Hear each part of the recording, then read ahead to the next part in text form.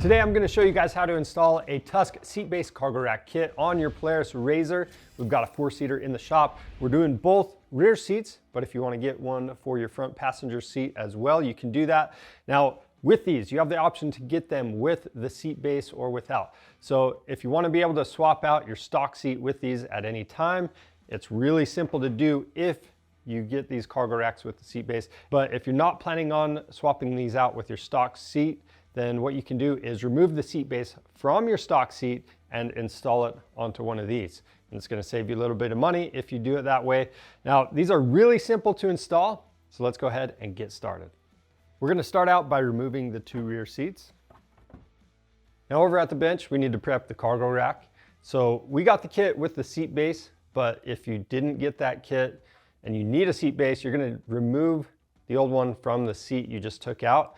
And you can see there's the 4 golden screws on the bottom. You're just going to use a T27 Torx bit on those. Then we're going to take the cargo rack itself. We're going to flip it upside down.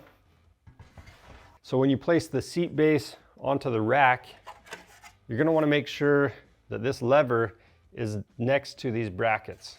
And then you can see we've got the slots lined up with the mounting holes. We're going to take the 4 supplied bolts with the washers. We're going to thread these in, and I'm just going finger tight just to where I can still slightly move the seat base. Now we're going to take this assembly over to the machine, and we're going to clip this in place just like it was a seat. So you've got the 2 tabs in front, and then make sure the back is latched in. Now to set this in place, I'm going to tuck that seat belt in,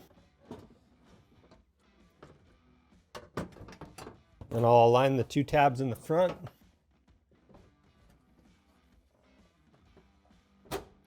Then we can clip the back in place, and you're just going to line up the cutouts with the cup holders.